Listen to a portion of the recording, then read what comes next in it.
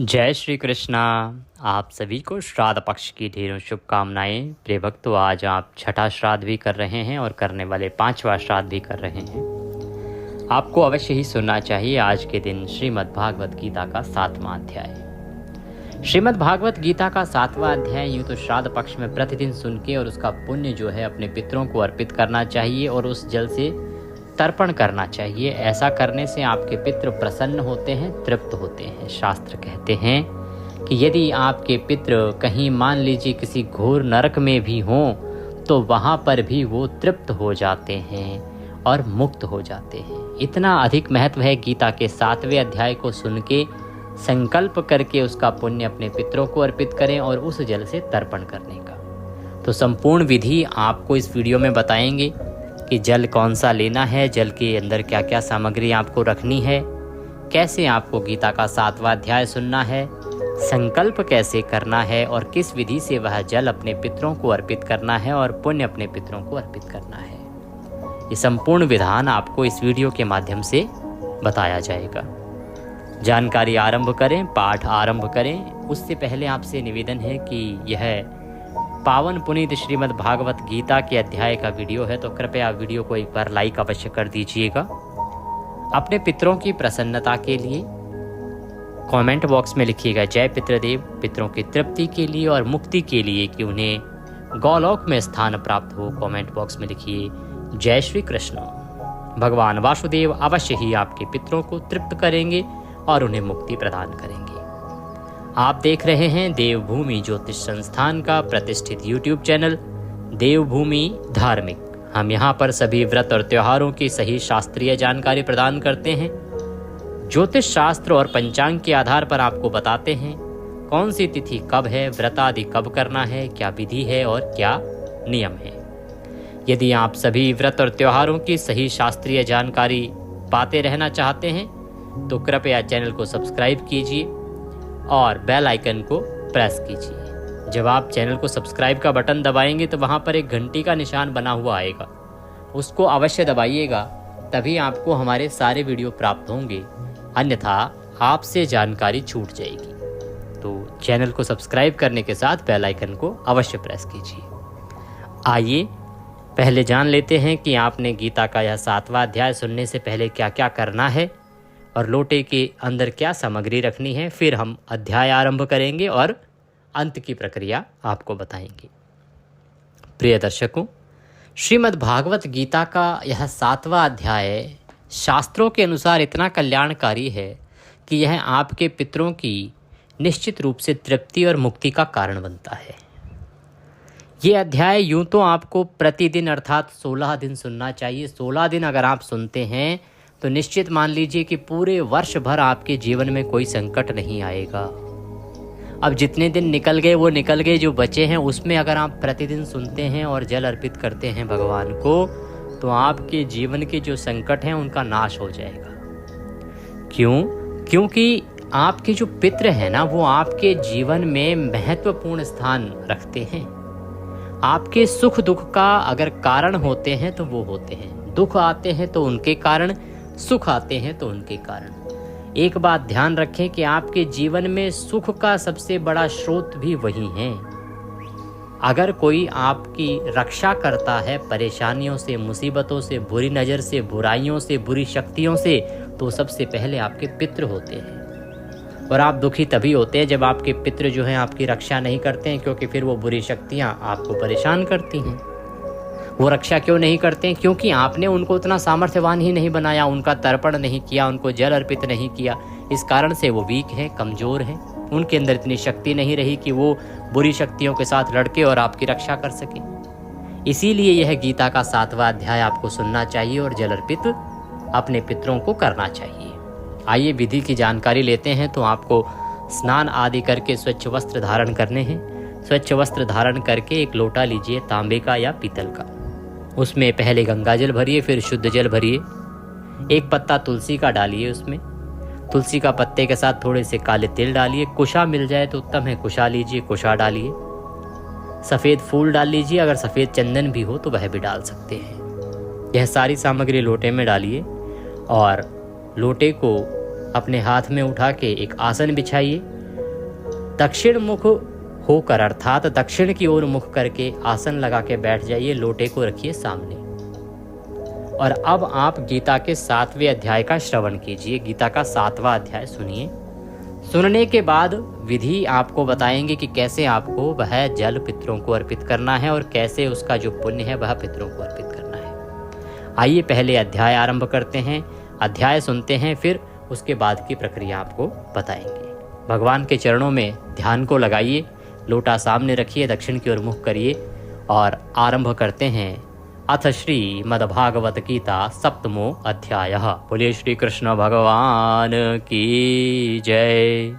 श्री भगवान बोले, हे पार्थ, अनन्य प्रेम से मुझ में आसक्त चित्त तथा अनन्य भाव से मेरे परायण होकर योग में लगा हुआ तू जिस प्रकार से संपूर्ण विभूति, बल, ऐश्वर्य आदि गुणों से युक्त सबके आत्मरूप मुझको संशय रहित जाने का, उसको सुन। भगवान कृष्ण कहते हैं कि हे अर्जुन, तुम्हारा मेरे प्रति जो अनन्य प्रेम है, अनन्य विश्वास है और भाव है, यह बड़ा ही अद्भुत है। हे अर्जुन, तुम्हारे इस प्रेम, भक्ति और मेरे प्रति जो निष्ठा है, इसी के लिए मैं तुम्हें वह सब बताता हूँ जिससे कि तुम मेरा सही रूप जान पाओगे। भगवान कृष्ण कहते हैं कि अर्जुन, मैं तेरे लिए विज्ञान सहित तत्व ज्ञान को संपूर्णतया कहूँगा, जिसको जानकर संसार में फिर और कुछ भी जानने योग्य शेष ही नहीं रह जाता। कि हे अर्जुन, इस संसार में जो तत्व ज्ञान है ना, उसको मैं विज्ञान सहित पूर्ण रूप से तुझे कहूँगा। और उसको जान लेने के बाद इस संसार में तुम्हारे पास जानने के लिए कुछ शेष ही नहीं रह जाएगा, अर्थात आप संसार का संपूर्ण ज्ञान ग्रहण कर लोगे। भगवान कहते हैं कि हजारों मनुष्यों में कोई एक मेरी प्राप्ति के लिए यत्न करता है। कि मनुष्य हजारों हैं पर सभी लोग मुझे नहीं प्राप्त करना चाहते, अर्थात भगवान वासुदेव को नहीं प्राप्त करना चाहते। सब लोग भगवान वासुदेव की भक्ति नहीं करते। वो कहते हैं कि कोई एक है जो मुझे प्राप्त करने के लिए यत्न करता है, जो मुझे पाना चाहता है और उसके लिए मेहनत भी करता है, कर्म भी करता है। और ऐसे योगियों में जो मुझे पाने का यत्न करते हैं, उनमें भी कोई एक ही है जो मेरे परायण होकर मुझको तत्व से अर्थात यथार्थ रूप से जानता है। हजारों में कोई एक पाना चाहता है और उन पाने चाहने वाले जो बहुत कम लोग हैं, उनमें भी कोई एक ही ऐसा बिरला होता है जो मुझे यथार्थ रूप से जान पाता है या समझ पाता है। हे अर्जुन, पृथ्वी, जल, अग्नि, वायु, आकाश, मन, बुद्धि और अहंकार, इस प्रकार यह 8 प्रकार से विभाजित मेरी प्रकृति है। ये जो प्रकृति है, ये 8 प्रकार से विभाजित है। यह 8 प्रकार के भेदों वाली तो अपरा अर्थात मेरी जड़ प्रकृति है। और हे महाबाहो, इससे दूसरी को, जिससे यह संपूर्ण जगत धारण किया जाता है, मेरी जीव रूपा अर्थात पराचेतन प्रकृति जान। अर्जुन, तो ऐसा समझ कि संपूर्ण भूत इन दोनों प्रकृतियों से ही उत्पन्न होने वाले हैं। ये 2 प्रकृतियां हैं और जितने भी जीव हैं ये केवल इन दोनों से ही उत्पन्न होने वाले हैं। और मैं संपूर्ण जगत का प्रभव तथा प्रलय हूँ, अर्थात जगत का मूल कारण हूँ।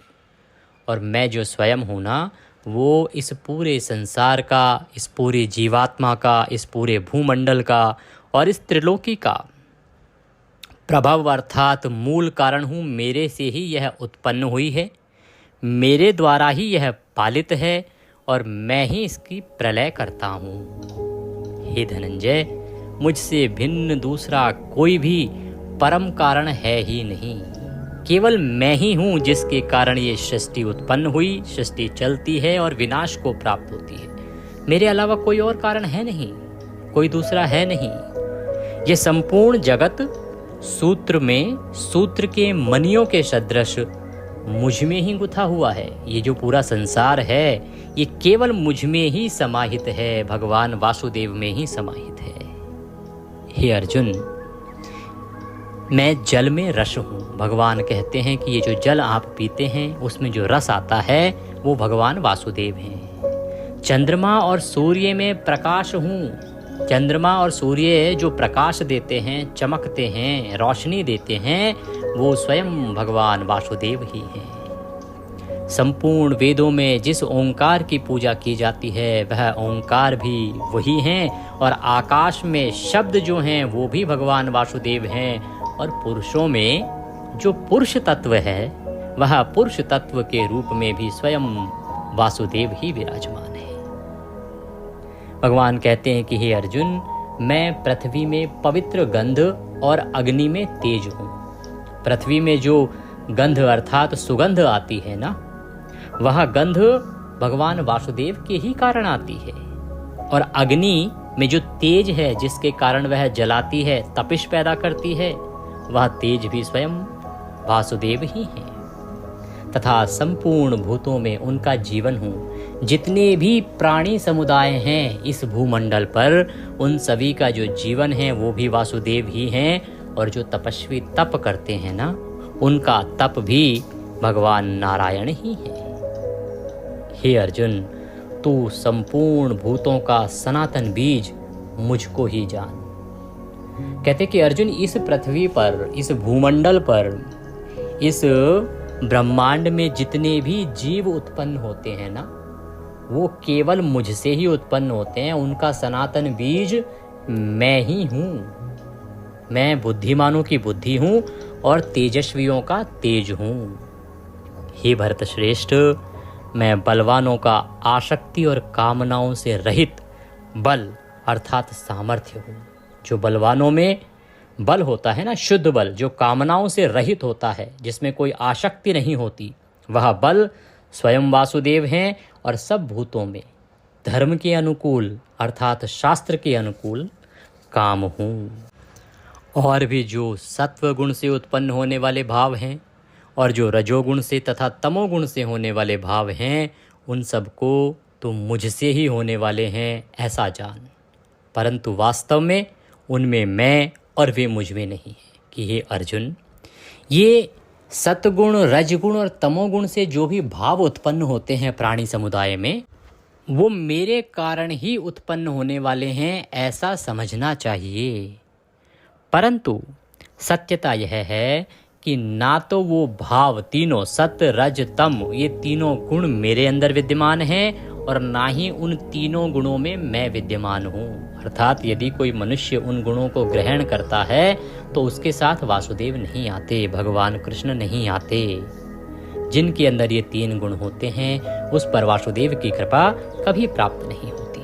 बहुत लोगों को आपने कहते सुना होगा, अरे भाई ये भी तो भगवान ने ही बनाया है, स्वभाव भी तो भगवान ने ही बनाया है। अगर हम किसी चीज़ में आसक्त चित्त रहते हैं तो ये भी तो भगवान ने ही बनाया है। तो भगवान वही समझाने का प्रयास कर रहे हैं कि ये जो सत रज तम गुण हैं ये मेरे द्वारा बनाए गए हैं, परंतु मैं इनमें विराजमान नहीं रहता, और ना ही मेरे कारण या मैं इनमें विराजमान होता हूँ, ना ही ये मेरे अंदर, मेरे भीतर भी ये गुण नहीं होते। ये त्रिगुणमयी जो मेरी माया है ना, उसके द्वारा संचालित होते हैं। ये भगवान नारायण के द्वारा संचालित नहीं होते, भगवान वासुदेव के द्वारा संचालित नहीं होते। भगवान वासुदेव कहते हैं कि गुणों के कार्य रूप सात्विक, राजस और तामस, इन तीनों प्रकार के भावों से ये सारा संसार प्राणी समुदाय मोहित हो रहा है। कि हे अर्जुन, जो तीन गुण है ना, राजस, तामस और सात्विक, इन तीनों गुणों में ही पूरा जो प्राणी समुदाय है ना, ये घिरा हुआ है। इनके एक प्रकार से मकड़ जाल में फंसा हुआ है। ये इन तीन गुणों में ही घिर के रह गया है, इनके बाहर की सोच ही नहीं पाता, इन्हीं से मोहित हो रहा है। इसीलिए इन तीनों गुणों से परे मुझ अविनाशी को नहीं जानता, क्योंकि इन तीनों गुणों का प्रभाव इस मनुष्य समुदाय पर इतना अधिक पड़ गया है कि ये मुझ अविनाशी को जान ही नहीं पाता है। क्यों? क्योंकि यह अलौकिक अर्थात अति अद्भुत त्रिगुणमयी मेरी माया बड़ी दुस्तर है। ये जो तीन गुणों वाली मेरी जो माया है ना, ये बड़ी ही दुस्तर है।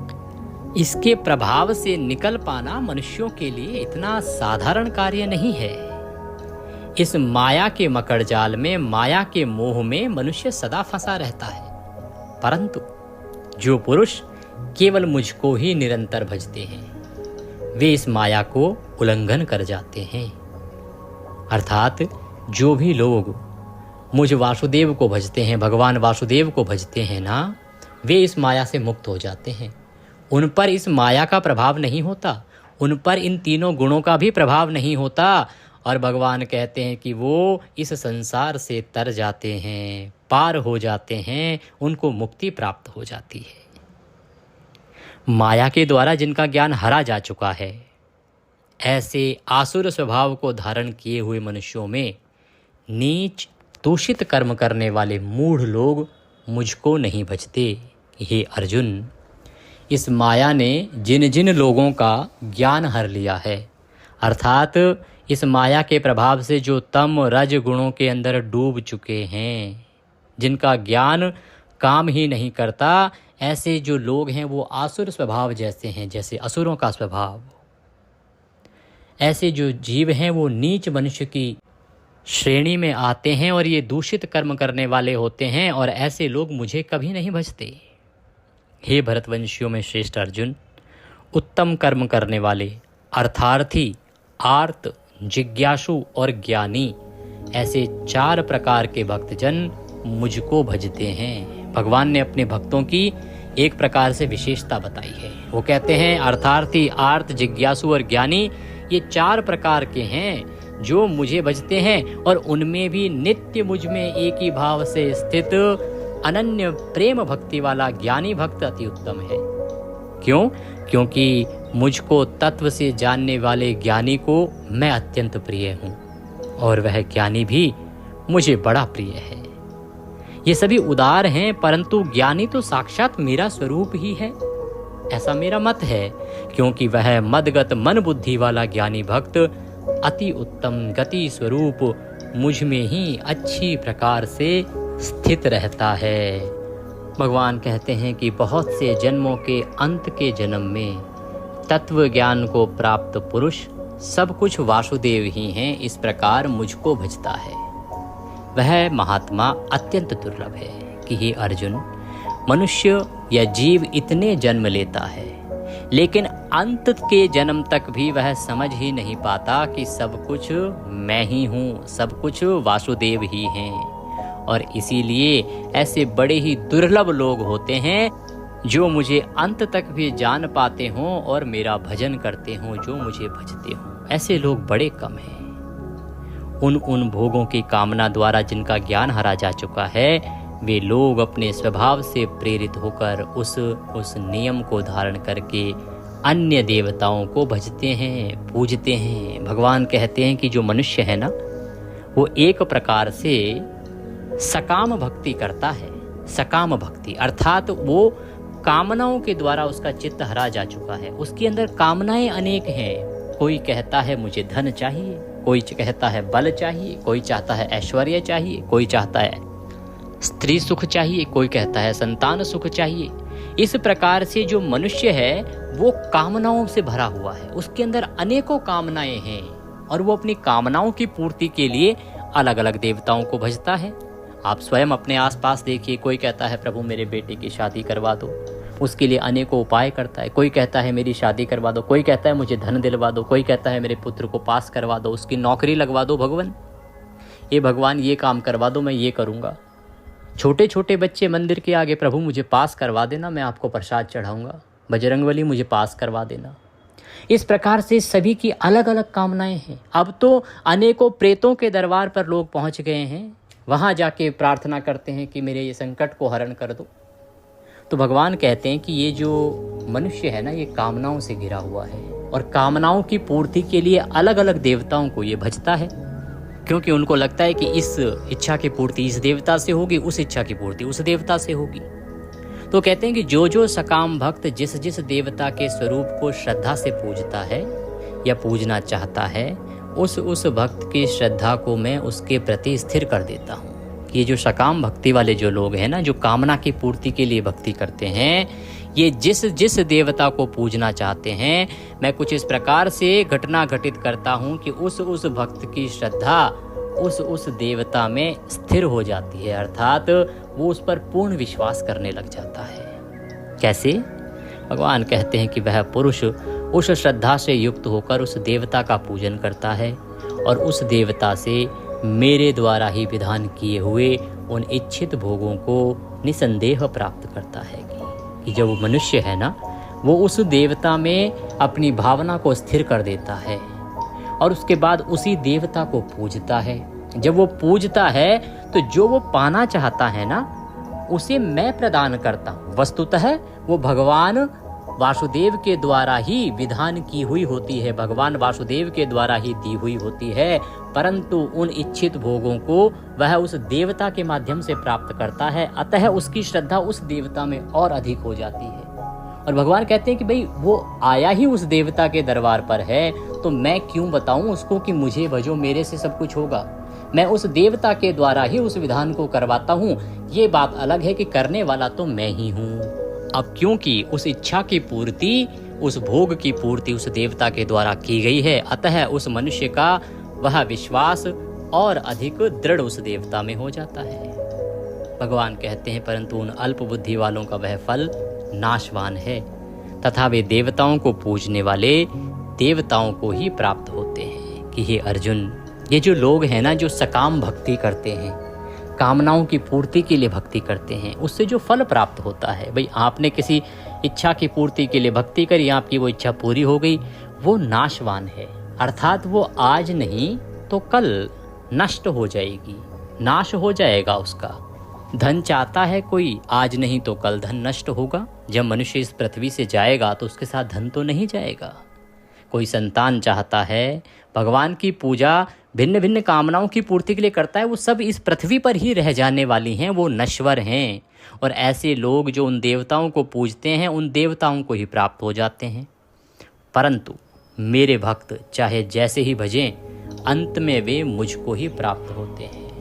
पर जो भगवान वासुदेव के भक्त हैं, वो सीधे वैकुंठ जाते हैं, चाहे वो जैसे मर्जी भजें भगवान को। भगवान कहते हैं कि अपनी योग माया से छिपा हुआ मैं सबके प्रत्यक्ष नहीं होता, इसलिए यह अज्ञानी जन समुदाय मुझे जन्म रहित अविनाशी परमेश्वर को नहीं जानता, अर्थात मुझको जन्मने और मरने वाला समझता है। कि ये जो मैंने योग माया बनाई है ना, त्रिगुण में योग माया, मैं इस योग माया के द्वारा छिपा रहता हूँ, लोगों को दिखाई नहीं देता, इसीलिए लोग मुझे समझ ही नहीं पाते।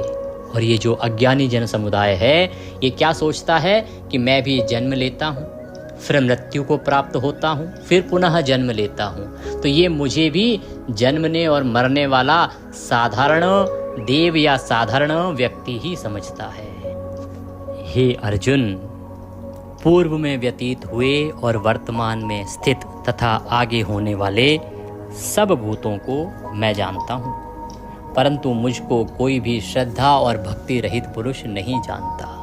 आगे क्या होने वाला है, क्या घटने वाला है, ये सब मैं जानता हूँ। और मुझे वही जान पाता है जो भक्ति के साथ मुझसे जुड़ा है, भक्ति रहित पुरुष मुझे नहीं जान पाता। हे भरतवंशी अर्जुन, संसार में इच्छा और द्वेष से उत्पन्न सुख दुख आदि द्वंद्व रूप मोह से संपूर्ण प्राणी अत्यंत अज्ञानता को प्राप्त हो रहे हैं।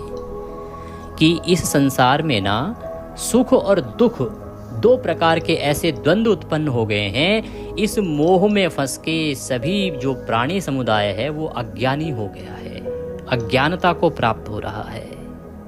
परंतु निष्काम भाव से श्रेष्ठ कर्मों का आचरण करने वाले जिन पुरुषों का पाप नष्ट हो गया है, वे राग द्वेष जनित द्वंद्व रूप मोह से मुक्त दृढ़ निश्चयी भक्त मुझको सब प्रकार से भजते हैं। परंतु हे अर्जुन, जो निष्काम भाव से भक्ति करते हैं ना, श्रेष्ठ कर्मों का आचरण करने वाले हैं, जिनके कर्म बड़े उच्च होते हैं, जिन पुरुषों का जो पाप है वो नष्ट हो चुका है क्योंकि उनका आचरण उच्च है और वो निष्काम भक्ति करते हैं, कामनाओं की पूर्ति के लिए भक्ति नहीं करते। वे राग द्वेष जनित द्वंद्व मोह से मुक्त हो जाते हैं, उनके भीतर ना राग है ना द्वेष है, और वो दृढ़ निश्चयी भक्त सदा मुझे ही भली प्रकार से भजते हैं, अर्थात वासुदेव को ही भजते हैं। जो मेरे शरण होकर जरा और मरण से छूटने के लिए यत्न करते हैं, वे पुरुष उस ब्रह्म को, संपूर्ण आध्यात्म को, कर्म को जानते हैं। अर्थात भगवान वासुदेव के भीतर जो जरा और मरण से छूटने के लिए प्रयत्न, अर्थात जो जन्म और मृत्यु के इस चक्र से मुक्ति पाना चाहता है, वह पुरुष उस ब्रह्म को, संपूर्ण आध्यात्म को और संपूर्ण कर्म को जान लेता है।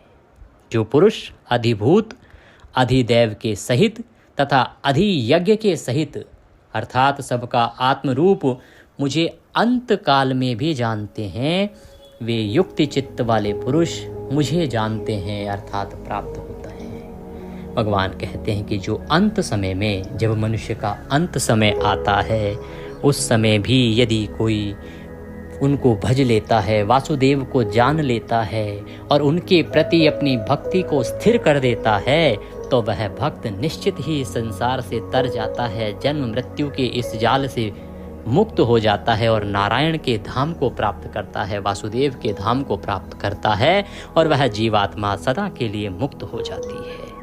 इसीलिए सार यही है कि वासुदेव ही सब कुछ हैं, नारायण ही सब कुछ हैं, उन्हीं को भजें, उन्हीं के प्रति अपनी भक्ति को स्थिर करें।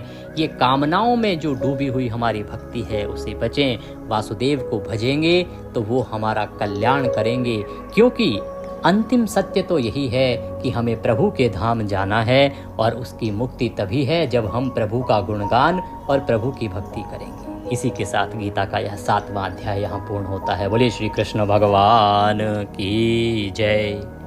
अब जो लोटा आपने सामने रखा है उसको हाथ में उठा लीजिए, दोनों हाथों में, और भगवान से प्रार्थना कीजिए कि हे प्रभु, हमने ये जो गीता का 7वां अध्याय सुना है, इससे जो भी पुण्य प्राप्त होता है वह संपूर्ण पुण्य हम अपने अमुक पितरों को अर्पित करते हैं या सभी पितरों को अर्पित करते हैं। यह पुण्य हमारे पितरों को प्राप्त हो और इससे वो तृप्त हो तथा उनकी मुक्ति हो जाए। इस प्रकार से संकल्प कीजिए। संकल्प करने के बाद उस जल से तर्पण करना है। एक बड़ा पात्र ले लीजिए, जो सीधा हाथ होता है आपका, सीधे हाथ में उंगली और अंगूठे के बीच का जो क्षेत्र है वहां से जल गिराते हुए तर्पण किया जाता है। और मंत्र आपकी स्क्रीन पर आ रहा होगा, मैं मंत्र यहाँ भी बोल देता हूँ। जल तर्पण करते हुए बोलिए ओम ह्रीं श्रीं क्लीं स्वधा देव्यै स्वाहा। ओम ह्रीं श्रीं क्लीं स्वधा देव्यै स्वाहा। इसका जप करते हुए तर्पण कीजिए और अपने पितरों से प्रार्थना कीजिए कि हे मेरे पितरों, इस जल को ग्रहण करो, गीता के 7वें अध्याय का पुण्य ग्रहण करो और तृप्त हो। हे मेरे पूर्वजों, मुझे शुभाशीष दो, जिससे कि मेरे घर में सुख शांति बनी रहे और मेरे जीवन के सभी संकटों का नाश हो। आप प्रसन्न हो, प्रसन्न हो, प्रसन्न हो। इस प्रकार भगवान से, अपने पितरों से निवेदन करें और उसके बाद वह जल आप पीपल में अर्पित कर दीजिएगा। मुहूर्त की बात करते हैं तो कुतुब काल का जो समय होता है वो पितृ तर्पण के लिए सर्वश्रेष्ठ बताया गया है। कुतुब काल का समय लगभग 11:30 से और 12:15 के बीच में पूरे भारतवर्ष में होता है। बाकी सभी राज्यों में थोड़ा थोड़ा समय ऊपर नीचे होता है। अगर आपको अपने आसपास का ज्ञात ना हो तो कमेंट बॉक्स में लिख के पूछ सकते हैं, मैं वहाँ बताने का प्रयास करूँगा। दक्षिणा स्वरूप यदि आप कुछ भी भेजना चाहते हैं तो स्क्रीन पर नंबर आ रहा होगा, उस पर आप भेज सकते हैं। 2 नंबर मैंने अभी दिए हैं क्योंकि एक नंबर जो है कई बार उसकी लिमिट पूरी हो जाती है। उस कारण से क्या है कि फिर आप भेजने का प्रयास करते हैं, वो फेल हो जाती है पेमेंट, क्योंकि आजकल केवल 20 या 25 लोग ही केवल एक बार में स्वीकार हो सकते हैं एक दिन में। तो इसीलिए मैंने 2 नंबर दिए हैं जिससे कि आपको कोई परेशानी ना हो। इनमें से किसी भी नंबर पर आप दक्षिणा भेज सकते हैं। कुछ पूछना चाहते हैं, जानना चाहते हैं तो कमेंट बॉक्स में लिख के पूछ सकते हैं और व्हाट्सएप पर भी हमसे जुड़ सकते हैं, जिससे कि सभी जानकारियां आपको तुरंत से तुरंत प्राप्त हो सकें। आप सभी दर्शक बड़े दिनों से कह रहे थे कि पंडित जी बड़ा आनंद आ रहा है 7वां अध्याय सुनने में, तो बाकी अध्याय भी सुनना चाहते हैं तो वो मैंने आरंभ कर दिए हैं, वीडियो चैनल पर आपको मिल जाएंगे। साथ ही संपूर्ण गीता सार का जो वीडियो है उसे अवश्य सुनिएगा, बड़ा ही कल्याणकारी है। नारायण सब पर कृपा करें। हरे कृष्ण।